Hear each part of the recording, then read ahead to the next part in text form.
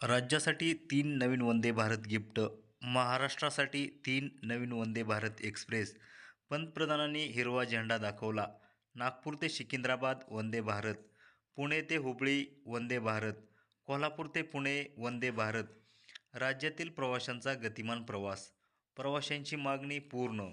पंतप्रधान नरेंद्र मोदी यांनी महाराष्ट्रासाठी 3 वंदे भारत एक्सप्रेसला हिरवा झेंडा दाखवून 3 वंदे भारत ट्रेन भेट दिलेल्या आहेत.